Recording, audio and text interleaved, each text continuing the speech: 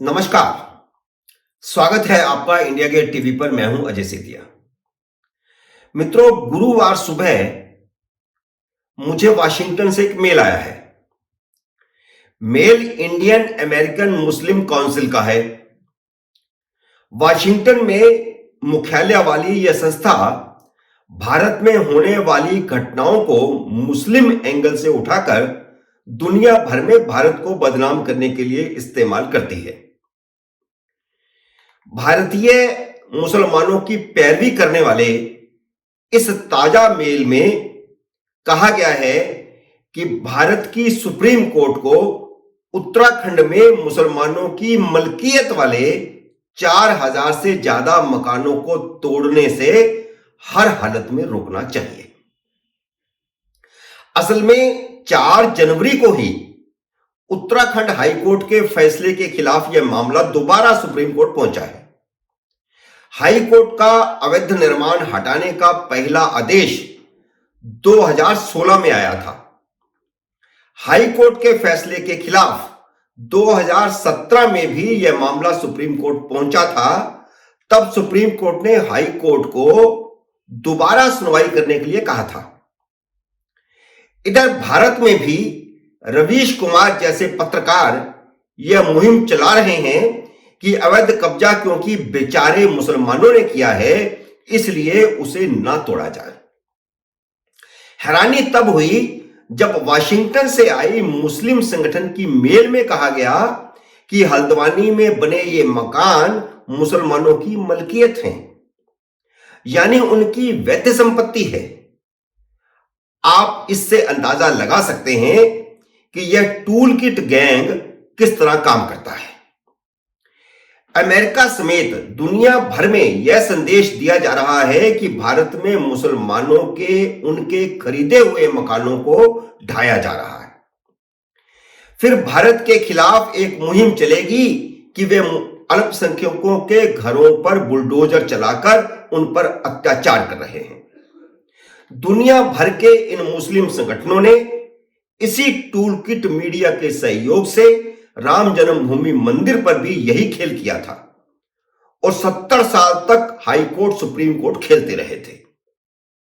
सवाल यह है कि क्या इस मुद्दे पर भी सुप्रीम कोर्ट इस भारत विरोधी कम्युनिस्ट टूल गैंग के हाथों में खेलेगा? चलिए इस मुद्दे को सही से समझते हैं। उत्तराखंड की हाई कोर्ट ने दोबारा सुनवाई के बाद पिछले महीने 20 दिसंबर को आदेश दिया था कि रेलवे और स्थानीय प्रशासन 1 हफ्ते का नोटिस देकर हल्द्वानी की गफूर बस्ती में रेलवे की जमीन पर बनाए गए अवैध निर्माण को हटा दें। हाई कोर्ट ने लंबी सुनवाई के बाद अपने आदेश में कहा था कि यह रेलवे की प्रॉपर्टी है, यह नजूल की प्रॉपर्टी नहीं है, जैसा कि अवैध निर्माण करने वालों ने दावा किया था। यहां यह बताना भी जरूरी है कि अवैध कब्जा करने वाले अंग्रेजों के जमाने का 17 मई 2007 का नगर पालिका का कोई कागज उठा ला रहे थे, जिसमें कब्जे वाली जमीन को नजूल भूमि कहा गया था। अब आपको बताते चले कि नजूल भूमि क्या होती है। यह एक उर्दू का शब्द है जिसका मतलब है वह भूमि जिसे 1857 के विद्रोह के कारण उनके मालिकों ने छोड़ दिया था। तब इस जमीन को अंग्रेजों ने ब्रिटिश रानी के नाम कर लिया था, यानी अंग्रेजों ने कब्जा कर लिया था। लेकिन हल्द्वानी में 1857 का विद्रोह हुआ ही नहीं, इसलिए यह जमीन नजूल की भूमि हो ही नहीं सकती। यह सरकारी भूमि है। इसका जिक्र हाईकोर्ट ने अपने फैसले में भी किया है। दूसरे राज्यों से आकर बसे इन मुसलमानों ने रेलवे की जमीन पर कब्जा करके पहले मस्जिद और मदरसे बनाए और फिर घर और दुकानें बनाकर लगभग 29 एकड़ जमीन पर कब्जा कर लिया। कांग्रेस राज में प्रशासन आंख मूंद कर सोया रहा। देश का दुर्भाग्य यह है कि अदालतें उन रिटायर्ड प्रशासनिक अधिकारियों को ढूंढकर जेल भेजने का आदेश नहीं देती जिनके रहते सरकारी जमीनों पर अवैध कब्जे हुए। यह मामला कोई 10 साल से हाईकोर्ट में चल रहा था। पहली बार यह मामला रविशंकर जोशी नाम के एक व्यक्ति ने जनहित याचिका के रूप में 2013 में हाईकोर्ट में दाखिल किया था, जिसने अवैध माइनिंग के खिलाफ याचिका दाखिल की थी। याचिका की सुनवाई के दौरान यह बात सामने आई थी कि कुछ लोगों ने रेलवे की जमीन पर अवैध कब्जा कर रखा है, वही अवैध माइनिंग का काम कर रहे हैं। इस पर हाईकोर्ट ने 9 नवंबर 2016 को 10 हफ्ते के भीतर अवैध निर्माण हटाने के आदेश दिए थे। यह मजेदार बात यह है कि तब राज्य में कांग्रेस की सरकार थी, हरीश रावत मुख्यमंत्री थे। उनके निर्देश पर राज्य सरकार ने हाई कोर्ट में पुनर्विचार याचिका दाखिल कर दी। आप देखिए कि किस प्रकार सरकारें खुद सरकारी जमीनों पर एक वर्ग विशेष के अवैध कब्जे करवाती रही और फिर उनका संरक्षण भी करती रही। इसका जिक्र हाई कोर्ट ने अपने ताजा फैसले में भी किया है। हाई कोर्ट ने 10 जनवरी 2017 में पुनर्विचार याचिका को खारिज करके अपने पहले के आदेश को बरकरार रखा, तो सरकार और अवैध कब्जाधारी सुप्रीम कोर्ट पहुंच गए थे। सुप्रीम कोर्ट ने हाई कोर्ट से तब यह कहा था कि वह मामले की फिर से सुनवाई करे, जिसमें कब्जाधारियों का पक्ष भी सुना जाए, क्योंकि पहली बार 2016 में फैसला देते हुए हाई कोर्ट ने इन कब्जाधारियों का पक्ष सुना नहीं था। अब 5 साल बाद दोबारा सुनवाई के बाद हाई कोर्ट दस्तावेजों के आधार पर इस नतीजे पर पहुंची है कि कई सालों से अवैध निर्माण होता रहा और प्रशासन गहरी नींद में सोया रहा।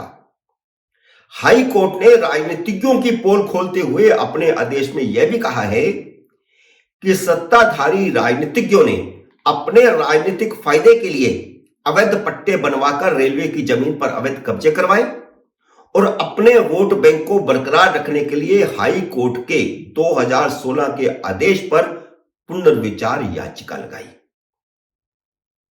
और आपको मैंने पहले बताया कि यह पुनर्विचार याचिका किसने लगवाई? हरीश रावत ने, जो उस समय मुख्यमंत्री थे। राज्य सरकार की तरफ से पुनर्विचार याचिका, और इस पुनर्विचार याचिका को 10 जनवरी 2017 को ही हाई कोर्ट की खंडपीठ ने खारिज कर दिया था। सुप्रीम कोर्ट फिर से सुनवाई के आदेश के बाद हाई कोर्ट ने 20 दिसंबर को अपने फैसले में कब्जों को फिर अवैध बताया और 7 दिन का नोटिस देकर हर हालत में अवैध कब्जे हटाने का स्पष्ट निर्देश दिया। 5 साल तक दोबारा सुनवाई हुई।